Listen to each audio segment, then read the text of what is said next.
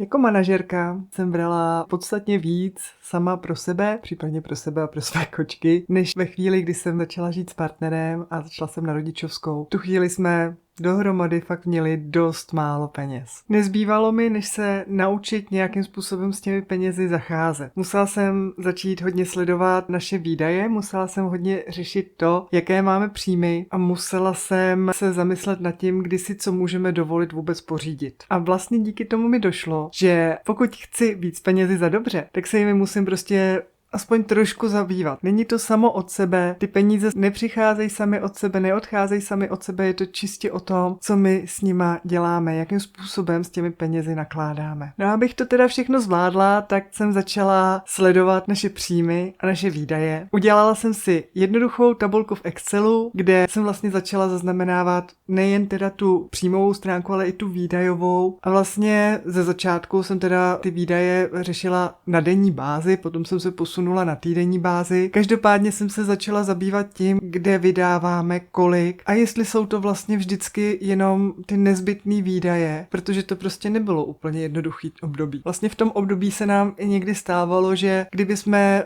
vzali jenom ten plat a jenom tu rodičovskou, kterou jsem dostávala, tak bychom vlastně to nedali, ten samotný měsíc. Kdyby jsme prostě neměli vytvořený nějaké rezervy, tak bychom to ten měsíc nedali. Tím, že jsem začala podnikat, tak jsem se rozhodla si svoji rodičovskou tenkrát prodloužit do 4 let věku dítěte. A díky tomu, protože jsem rozkládala nějaký asi poslední 2 měsíce, tak bylo fakt období, kdy jsem brala asi 750 korun měsíčně. To je všechno, co já jsem brala na rodičovský. Zbytek jsme táhli z partnerova platu, případně teda z těch příjmů, které jsem měla z podnikání. A ty, co si budem povídat, ze začátku určitě nebyly některak valní. A vlastně díky tomu, že jsem zjistila, že musíme někdy sahat do rezervy, tak jsem taky zjistila, že tu rezervu musíme pravidelně doplňovat. To znamená, že když mi přišly nějaké peníze z podnikání, doplnila jsem je do rezervy. Když partnerovi přišly nějaké bonusy, doplnili jsme je do rezervy. Pokud jsme dostali třeba nějaké peníze darem, doplnili jsme je do rezervy. Věděli jsme, že vytváříme tu rezervu a ty peníze jsme neutratili ihned. My jsme si prostě něco nechali na tu horší dobu, kdy ty peníze zase budeme potřebovat. Díky celé té situaci, a nemůžu říct jenom díky celé té situaci, já jsem se odnaučila nakupovat impulzivně. Není to o tom, že bych kdy byla nějaký velký utraceč, já jsem prostě fakt nikdy neutrácela extrémně moc, ale byla jsem zvyklá na to, že pokud se mi něco rozbilo, nebo pokud jsem něco teda v tu chvíli fakt potřebovala, chtěla, tak jsem si to mohla pořídit hned. Vůbec jsem nemusela řešit, jestli na to prostě někde mám, protože jsem na to vždycky měla.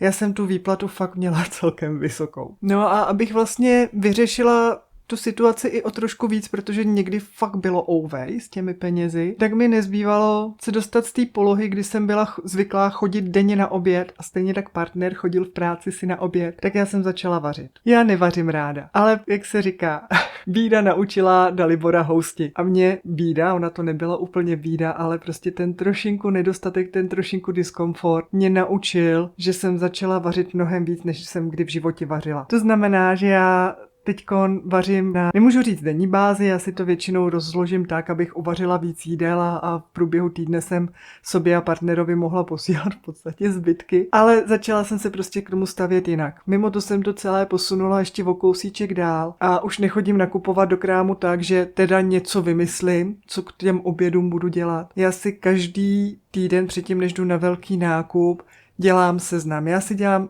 ne seznam úplně toho, co budu nakupovat, to potom z toho vyplyne, ale dělám si seznam toho, co vlastně v tom týdnu chci vařit. A vařím tak, abych prostě měla jedno jídlo minimálně na 2 dny. Takhle si prostě já představuji vaření, nemyslím si, že by každý nutně potřeboval každý den něco novýho a já prostě tomu ten čas tolik zase věnovat nechci. Jak říkám, já jsem si nikdy nemyslela, že je nutný mít úplně všechno a že je nutný to mít hned. Ale tohle to řekněte malýmu dítěti. Takže se vlastně musíme snažit, aby náš malej začal chápat vůbec, co mu vlastně říkáme, co se mu snažíme přidat. Protože říct mu, hele, nekoupíme, nestačí. On potřebuje i chápat, že to něco stojí peníze. A říct mu, že je to drahý, to taky nestačí. Takže co jsem začala dělat? Já jsem svému synovi, ačkoliv mu je teprve 5 let, začala dávat kapesné. To kapesné není extrémně vysoký, je to 20 korun za týden, ale on se tím učí, že pokud si chce něco pořídit, pokud chce něco mít, tak se o to taky trošinku musí postarat. A on se rozhodl, že bude si šetřit na časopisy. On se zamiloval do Marvela, ani nevím, kde se to vlastně cestou stalo. Každopádně on si šetří na časopis Avengers. Jednou přibližně za ty 3 měsíce ten časopis vychází, ale už se teď ani nestává, že by v mezičase si ty peníze tratil za něco jiného. On si prostě ty penízky nechává v té peněžence a čeká vzorně na tu chvíli, kdy ten časopis přijde a pak si ho jde radostně koupit. A je fakt, že se nám stalo, že ten časopis už měl být na krámech a nebyl. Přesto vydržel asi o týden díl a to se dalo zvládnout a časopis si pořídil a byl nadšený. Takže takhle já jsem se rozhodla, jak si naučit to, že ty penízky nepřicházejí sami od sebe. Ne, že nepřicházejí sami od sebe, ale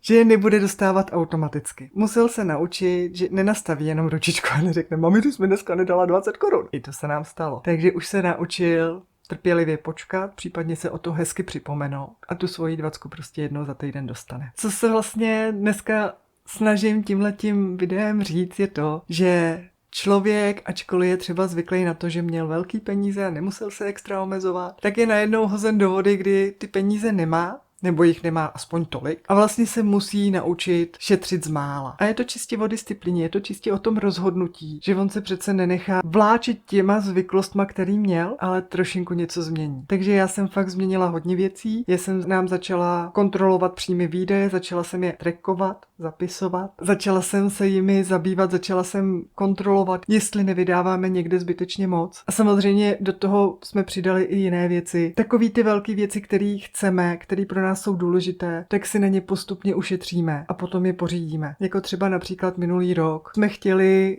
upravit tady náš byt a potřebovali jsme na to taky jako celkem velký obnos. Tak jsme na to ušetřili. Prostě jsme se zatnuli a ty peníze jsme dali dokupy. Já věřím, že nemůžu říct, že úplně z jakýkoliv částky se dá šetřit, ale z relativně nízkých částek se dá šetřit a dá se s těmi penězi pracovat. Ale je to fakt o disciplíně, o rozhodnutí, o tom, co vlastně v tom životě chcete, jestli si vůbec uvědomujete, co chcete, jestli to máte někde vyspecifikované. Pokud tedy chcete vědět, jakým způsobem trackuju, respektive zapisuju naše příjmy a výdaje, tak se můžete podívat na další video, které vám tady dávám do popisku na jednu nebo na druhou stranu. Pokud byste chtěli podobnou tabulku, kterou v tom videu používám, tak si ji můžete stáhnout na mých stránkách. Budu ráda, když mi k tomuto videu dáte nějaké komentáře, protože mi to pomáhá při té tvorbě, chci vědět, co si vlastně myslíte, pokud tato videa sledujete. Budu ráda za lajky, budu ráda za případné sdílení. Pro dnešek se mějte krásně.